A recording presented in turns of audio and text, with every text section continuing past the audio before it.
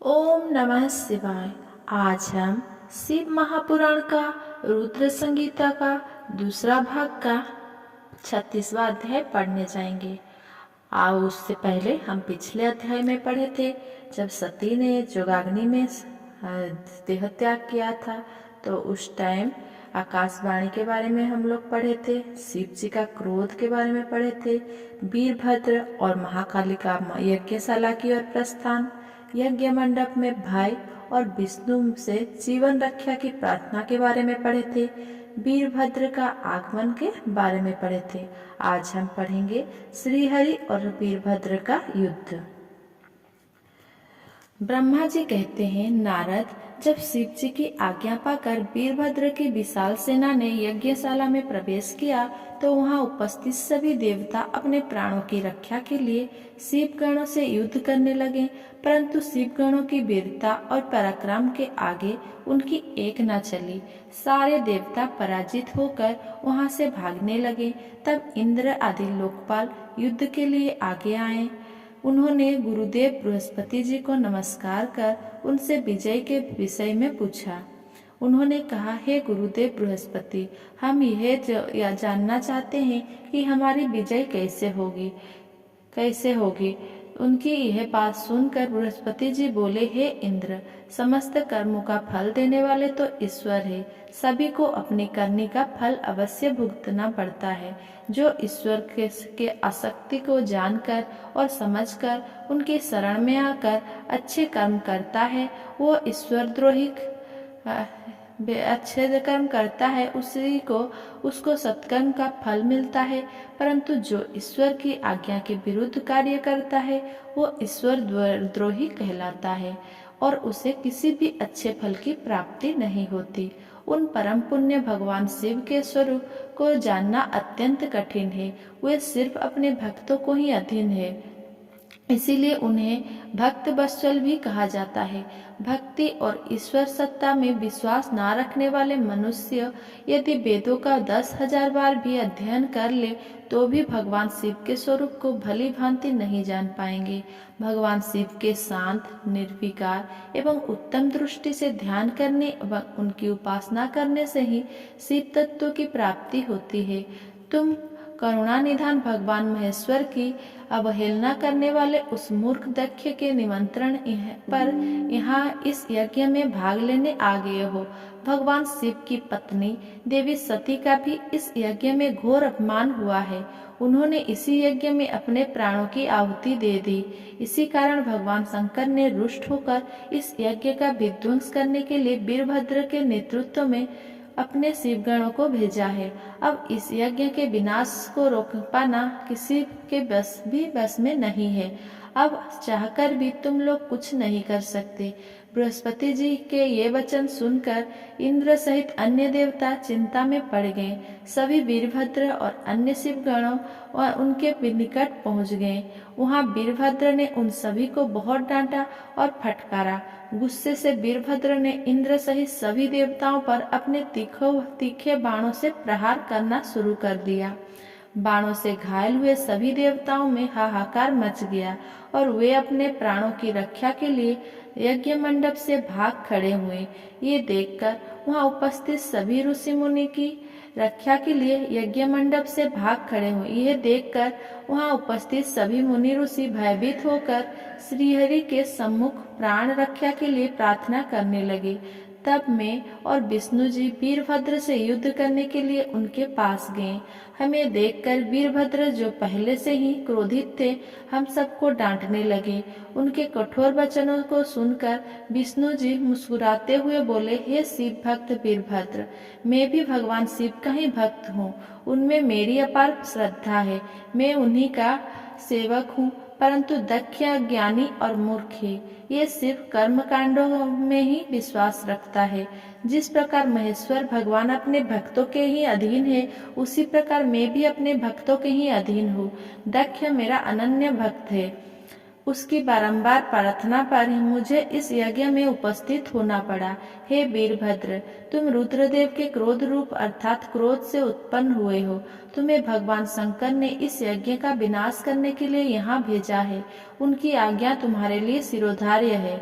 मैं इस यज्ञ का रक्षक हूँ, अतः इसे बचाना मेरा पहला कर्तव्य है। इसीलिए तुम भी अपना कर्तव्य निभाओ और मैं भी अपना कर्तव्य निभाता हूँ। हम दोनों को ही अपने उत्तरदायित्व की रक्षा के लिए आपस में युद्ध करना पड़ेगा। भगवान विष्णु के ये वचन सुनकर वीरभद्र हंसकर बोला कि आप मेरे परमेश्वर भगवान शिव के भक्त हैं। ये जानकर मुझे बहुत प्रसन्नता हुई। भगवान, मैं आपको नमस्कार करता हूँ। आप मेरे लिए भगवान शिव के समान ही पूजनीय हैं। मैं आपका आदर करता हूँ, परंतु शिव आज्ञा के अनुसार मुझे इस यज्ञ का विनाश करना है। ये मेरा कर्तव्य है। यज्ञ का रक्षक होने के नाते इसे बचाना आपका उत्तरदायित्व है।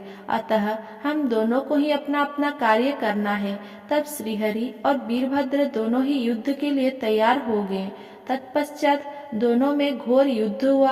अंत में वीरभद्र ने भगवान विष्णु के सुदर्शन चक्र को जड़ कर दिया, उनके धनुष के 3 टुकड़े कर दिए। वीरभद्र विष्णु जी पर भारी पड़ रहे थे। तब उन्होंने वहां से अंतर्ध्यान होने का विचार किया। सभी देवता और ऋषिगण यह समझ चुके थे कि यह जो कुछ हो रहा है वो देवी सती के प्रति अन्याय और शिव जी के अपमान का ही परिणाम है। इस संकट की घड़ी में कोई भी उनकी रक्षा नहीं कर सकता। तब वे देवता और ऋषिगण शिव जी का स्मरण करते हुए अपने अपने लोक को चले गए। मैं भी दुखी मन से अपने सत्यलोक को चला गया। उस यज्ञ स्थल पर बहुत उपद्रव हुआ। वीरभद्र और महाकाली ने अनेकों मुनियों एवं देवताओं को प्रताड़ित करके उनका वध कर दिया। भृगु, पूषा और भग नामक देवताओं को उनकी करनी का फल देते हुए उन्हें पृथ्वी पर फेंक दिया। 37वां अध्याय, दक्ष का सिर काटकर यज्ञ कुंड में डालना। हे नारद, यज्ञशाला में उपस्थित सभी देवताओं को डराकर और मारकर वीरभद्र ने वहां से भगा दिया। जो बाकी बचे उनको भी मार डाला। तब उन्होंने यज्ञ के आयोजन दक्ष को, जो कि भय के मारे अंतर्वेदी में छुपा था, बलपूर्वक पकड़ लिया। वीरभद्र ने दक्ष के शरीर पर अनेकों बार किए। वे दक्ष का सिर तलवार से काटने लगे, परंतु दक्ष के योग के प्रभाव से वो सिर काटने में असफल रहे। वीरभद्र ने दक्ष की छाती पर पैर रखकर दोनों हाथों से उसकी गर्दन मरोड़कर तोड़ दी। तत्पश्चात दक्ष के सिर की वीरभद्र ने अग्निकुंड में डाल दिया। उस महान यज्ञ का संपूर्ण विनाश करने के उपरांत वीरभद्र और सभी गण जीत की खुशी के साथ कैलाश पर्वत पर चले गए और शिव जी को अपनी विजय की सूचना दी। इस समाचार को पाकर महादेव जी बहुत प्रसन्न हुए। 38वां अध्याय, दधीचि क्षुभ विवाद। सूत जी कहते हैं, हे महर्षियों, ब्रह्मा जी के द्वारा कही हुई कथा को सुनकर नारद जी आश्चर्यचकित हो गए तथा उन्होंने ब्रह्मा जी से पूछा कि भगवान विष्णु शिव जी को छोड़कर अन्य देवताओं के साथ दक्ष के यज्ञ में क्यों चले गए? क्या वे अद्भुत पराक्रम वाले भगवान शिव को नहीं जानते थे? क्यों श्रीहरि ने रुद्रगणों के साथ युद्ध किया? कृपया कर मेरे अंदर उठने वाले उन प्रश्नों के उत्तर देकर मेरी शंकाओं का समाधान कीजिए। ब्रह्मा जी ने नारद जी के प्रश्नों के उत्तर देते हुए कहा, हे मुनि श्रेष्ठ नारद, पूर्व काल में राजा ध्रुव की सहायता करने वाले श्रीहरि को दधीचि मुनि ने शाप दे दिया था, इसीलिए वे भूल गए और दक्ष के यज्ञ में चले गए। प्राचीन काल में दधीचि मुनि महातेजस्वी राजा ध्रुव के मित्र थे, परंतु बाद में उन दोनों के बीच बहुत विवाद खड़ा हो गया। विवाद का कारण मुनि दधीचि का 4 वर्ण, ब्राह्मण, क्षत्रिय, वैश्य और शूद्र, वे ब्राह्मणों को श्रेष्ठ बताना था, परंतु राजा ध्रुव जो कि धन वैभव के अभिमान में डूबे हुए थे, इस बात से पूर्णतः असहमत थे। क्षुभ सभी वर्णों में राजा को ही श्रेष्ठ मानते थे। राजा को सर्वश्रेष्ठ और सर्ववेदमय माना जाता है, ये श्रुति भी कहते थे। इसीलिए ब्रह्मा जी से ज्यादा राजा श्रेष्ठ है। हे दधीचि, आप मेरे लिए आदरणीय है। आज राजा ध्रुव के कथन को सुनकर दधीचि को क्रोध आ गया। उन्होंने इसे अपना अपमान समझा और ख्यूब के सिर पर मुक्के का प्रहार कर दिया।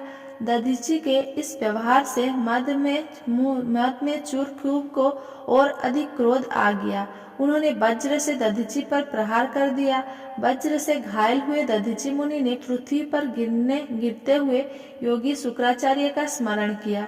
शुक्राचार्य ने तुरंत आकर दधीची मुनि के शरीर को पूर्ववत कर दिया।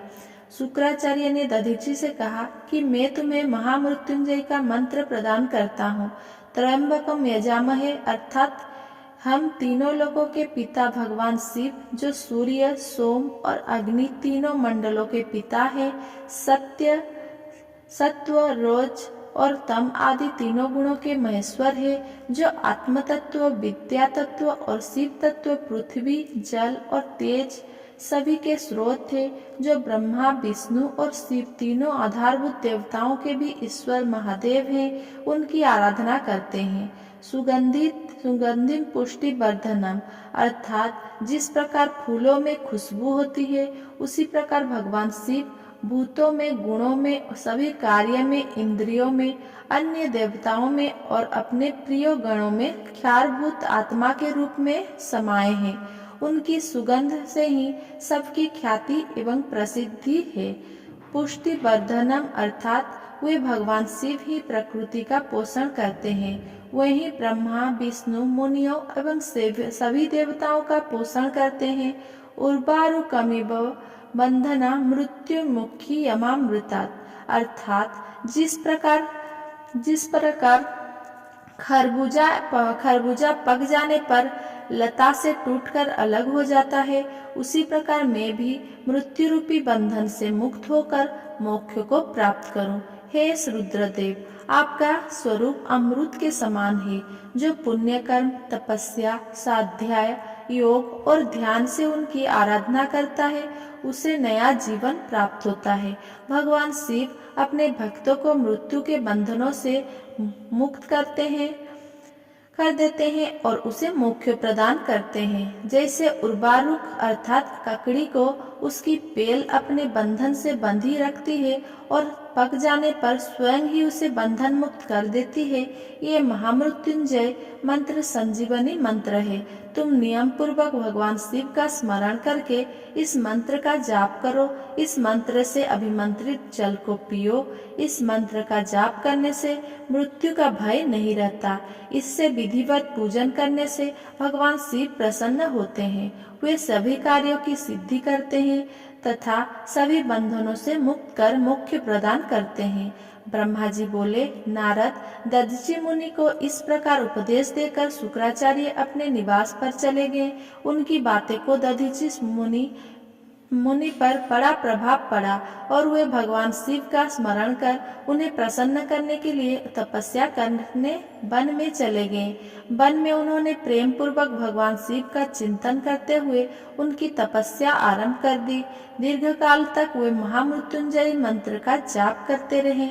उनकी इस निस्वार्थ भक्ति से भक्तवत्सल भगवान शिव प्रसन्न होकर उनके सामने प्रकट हो गए। दधीची ने दोनों हाथ जोड़कर शिव जी को प्रणाम किया। उन्होंने महादेव जी की बहुत स्तुति की। शिव ने कहा, मुनिश्रेष्ठ दधीची, मैं तुम्हारी इस उत्तम आराधना से बहुत प्रसन्न हुआ हूँ। तुम वर मांगो, मैं तुम्हें मनोवांछित वस्तु प्रदान करूंगा। यह सुनकर दधीची हाथ जोड़े नतमस्तक होकर कहने लगे, हे देवादिदेव, करुणा निधान महादेव जी, अगर आप मुझ पर प्रसन्न हैं तो कृपा कर मुझे 3 वर प्रदान करें। पहला यह है कि मेरी अस्थियां वज्र के समान हो जाए। दूसरा, कोई मेरा वध न कर सके अर्थात मैं हमेशा अवध्य रहूं। और तीसरा कि मैं हमेशा अधीन रहूं, कभी दीन न हो। शिव जी ने तथास्तु कहकर तीनों वर दधीची को प्रदान कर दिए। तीनों मनचाहे वरदान मिल जाने पर दधीची मुनि बहुत प्रसन्न थे। वे आनंदमग्न होकर राजा ख्यूब के स्थान की ओर चले दिए। वहां पहुंचकर दधीची ने खूब के सिर पर लात मारी। ख्यूब विष्णु जी का परम भक्त था। राजा होने के कारण वो भी अहंकारी था। उसने क्रोधित हो तुरंत दधीची पर वज्र से प्रहार कर दिया, परंतु ध्रुव के प्रहार से दधीची मुनि का बाल भी बांका नहीं हुआ। ये सब महादेव जी के वरदान से ही हुआ था। ये देखकर ध्रुव को बड़ा आश्चर्य हुआ। तब उन्होंने वन में जाकर इंद्र के भाई मुकुंद की आराधना शुरू कर दी। तब विष्णु जी ने प्रसन्न होकर ध्रुव को दिव्य दृष्टि प्रदान की। ध्रुव ने विष्णु जी को प्रणाम कर उनकी भक्ति भाव से स्तुति की। तत्पश्चात ध्रुव बोले, भगवान मुनि श्रेष्ठ दधीची पहले मेरे मित्र थे, परंतु बाद में हम दोनों के बीच में विवाद उत्पन्न हो गया। दधीची ने परम पूजनीय भगवान शिव की तपस्या महामृत्युंजय मंत्र से कर उन्हें प्रसन्न किया तथा अवध्य रहने का वरदान प्राप्त कर लिया। तब उन्होंने मेरी राजसभा में मेरे समस्त दरबारियों के बीच मेरा घोर अपमान किया। उन्होंने सबके सामने मेरे मस्तक पर अपने पैरों से आघात किया। साथ ही उन्होंने कहा कि मैं किसी से नहीं डरता। भगवान मुनि दधीची को बहुत घमंड हो गया है। ब्रह्मा जी बोले, नारद, जब श्रीहरि को इस बात का ज्ञान हुआ कि दधीची मुनि को महादेव जी द्वारा अवध्य होने का आशीर्वाद प्राप्त है, तो वे कहने लगे कि खूब महादेव जी के भक्त को कभी भी किसी प्रकार का भी भय नहीं होता है। यदि मैं इस विषय में कुछ करूं तो दधीची को बुरा लगेगा और वे साप भी दे सकते हैं। उन्हें दधीची के साप से दक्ष यज्ञ में मेरी शिव जी से पराजय होगी।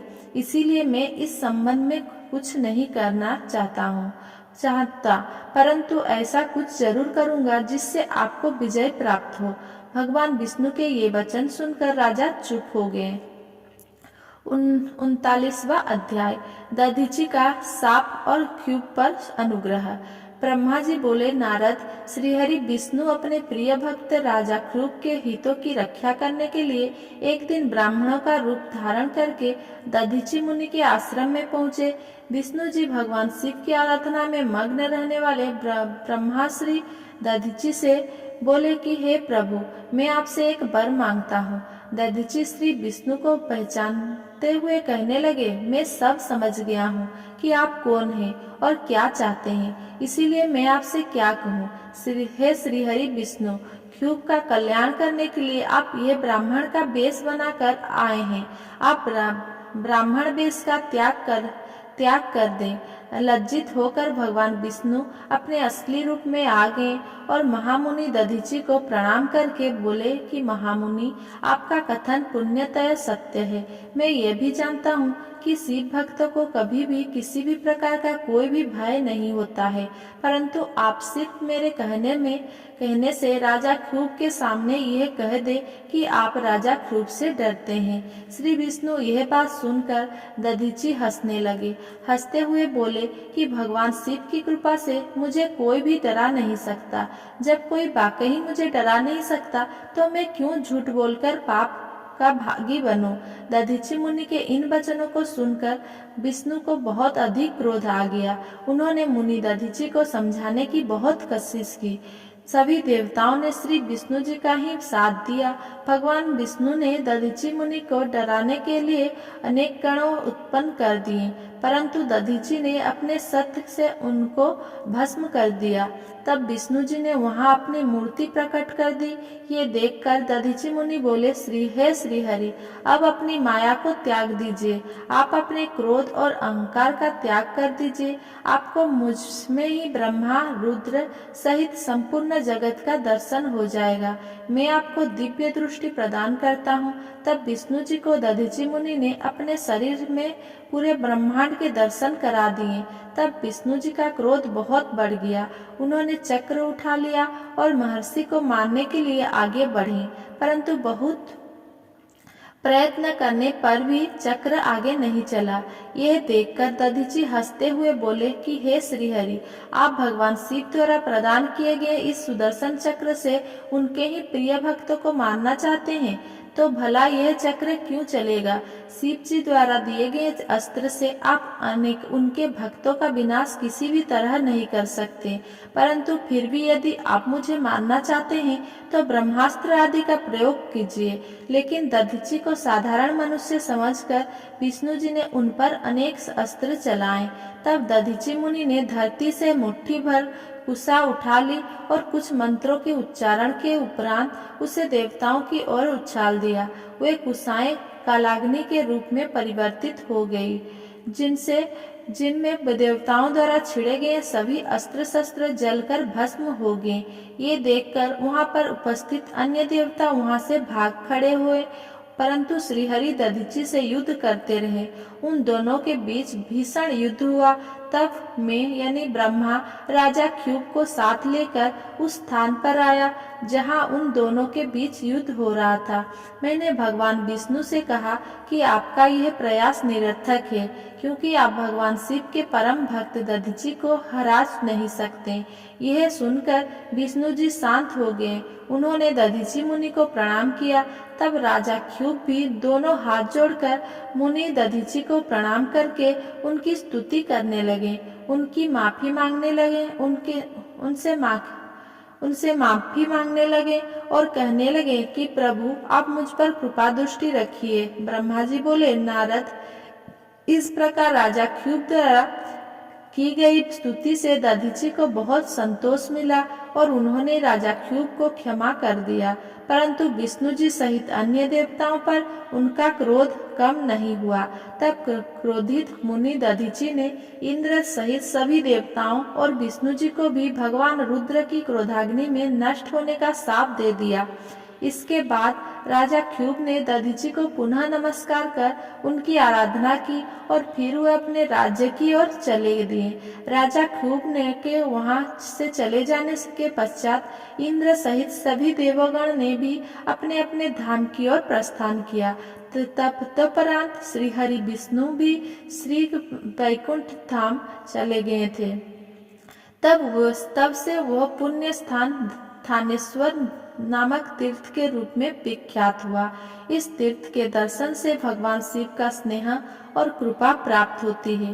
हे नारद, इसी प्रकार मैंने तुम्हें यह पूरी अमृत कथा का वर्णन सुनाया। जो मनुष्य ख्यूब और दधीची के विवाह से संबंधित इस प्रसंग को प्रतिदिन सुनता है, वो अपमृत्यु को जीत लेता है तथा मरने के बाद सीधा स्वर्ग को जाता है। इसका पाठ करने से युद्ध में मृत्यु का भय दूर हो जाता है तथा निश्चित रूप से विजयश्री की प्राप्त होती है। अगर मेरा ये वीडियो आपको पसंद आया हो तो मेरा वीडियो को लाइक, कमेंट, शेयर करें एंड मेरा चैनल को सब्सक्राइब करें। धन्यवाद।